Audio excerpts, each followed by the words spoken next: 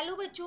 आज मैं आप लोगों को क्लास नाइन्थ की, आपको पता है कि डीओई की तरफ से आपको मैथ्स की सपोर्ट मटेरियल की बुक मिली है, सेशन 2023-24 वाली, है ना।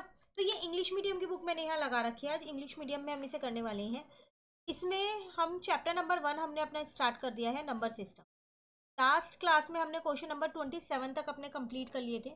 27 तक के क्वेश्चन चैनल पे अपलोड हैं, जल्दी से पहले ऊपर के क्वेश्चन सारे कंप्लीट। आज क्वेश्चन नंबर 28 से हम शुरू कर रहे हैं। तो इसमें आपसे क्या कह रहा है, which of the following rational numbers will have terminating decimal expansion और a non terminating repeating decimal. चार पार्ट्स दे रखे हैं, बताना है किसका टर्मिनेटिंग है, किसका नॉन टर्मिनेटिंग बट रिपीट।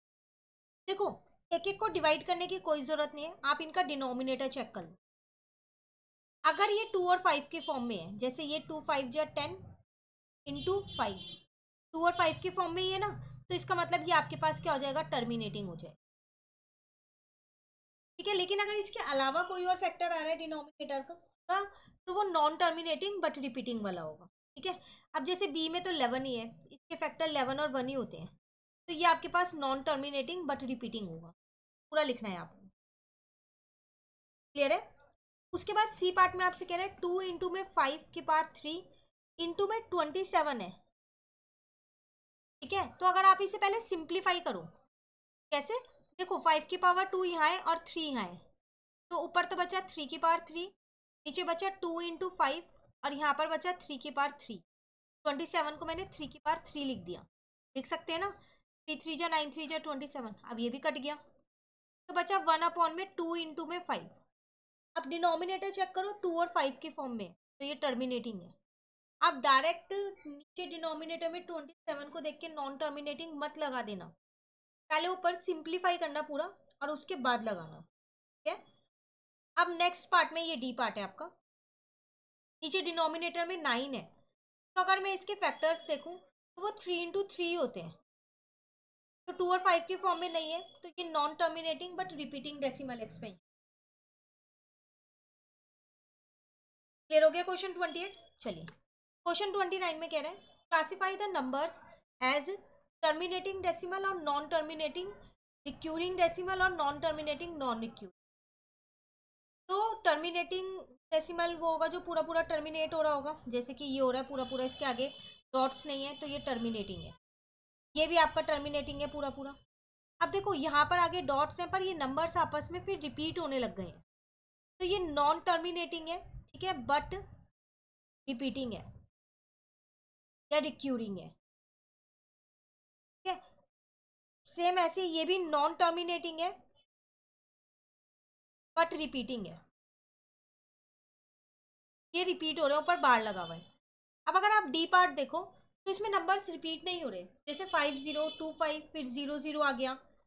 ठीक है, फिर 25000, तो रिपीट तो नहीं हो रहे ना, जीरोस बढ़ती जा रही है ना, तो ये non terminating and non repeating ही है, नॉन रिपीटिंग।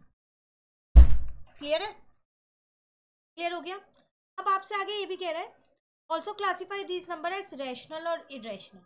इन्हें रैशनल और इरेशनल को भी बताओ कि कौन सा रैशनल है कौन सा इरेशनल। देखो, रैशनल नंबर में टर्मिनेटिंग और नॉन टर्मिनेटिंग बट रिपीटिंग होते हैं। ठीक है, और इरेशनल में एक ही होता है, non terminating and non repeating. तो आराम से हो जाएगा, ये टर्मिनेटिंग है तो ये साथ में रैशनल भी है, टर्मिनेटिंग है रैशनल है, नॉन टर्मिनेटिंग बट रिपीटिंग है तो ये भी रैशनल है, नॉन टर्मिनेटिंग बट रिपीटिंग है ये भी रैशनल है, नॉन टर्मिनेटिंग नॉन रिपीटिंग है ये डैश। क्लियर हो गया क्वेश्चन नंबर 29। चलिए अब आते हैं क्वेश्चन नंबर 30 पे। Classify the following number as rational और इरेशनल। इसमें तो रैशनल और इरेशनल ही बताना है, पहले सिंप्लीफाई करना फिर आप बताना। जैसे पाई को हम सिंप्लीफाई नहीं कर सकते, ये सीधा सीधा इरेशनल है, ये हमें पता चल रहा है। 22/7 ये सीधा रैशनल है क्योंकि पी अपॉन क्यू की। बचे ये तीन, इनको पहले हमें सिंप्लीफाई करना पड़ेगा। कैसे, देखो ये 7√7 ऐसी है, 343 क्या होता है, आप अगर ये देखें तो ये 7 का आपके पास क्यूब होता है एक तरीके से, मतलब 7 × 7 × 7 करोगे तो 343 आएगा, तो 7 × 7 × 7 लिख दिया यहाँ मैंने। तो एक 7 तो रूट से बाहर निकल गया, अब आप देखो ये कट गया, यहाँ 1 आ रहा है, ये रैशनल हो गया। तो डायरेक्ट मत लिखना कभी भी, ठीक है। सेम ऐसे ये वाला देखो, 5 + 2√23 है, माइनस √25 का 5 बाहर आ गया, 92।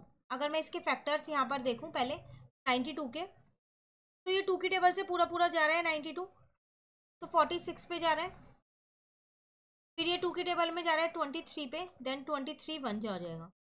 तो इसके फैक्टर्स आ जाएंगे 2 × 2 × में 23, तो 5 + 2√23 -5 -2√23। मैंने ब्रैकेट ओपन किया है और कुछ नहीं किया, ताकि ओपन होते ही उसके साइन चेंज हो गए। ये कट गया, ये कट गया, 0 आ रहा है। तो 0 तो मेरा रैशनल होता है ना, 0/1 लिख सकती हूँ मैं P/Q की फॉर्म में, है ना।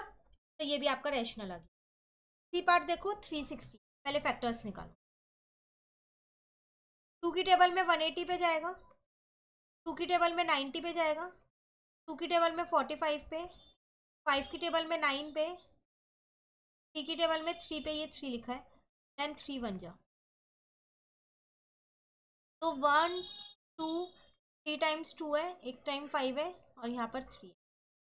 तो इसमें से एक 2 बाहर आ जाएगा, एक 3 बाहर आ जाएगा, अंदर एक 2 और एक 5 बच जाएगा।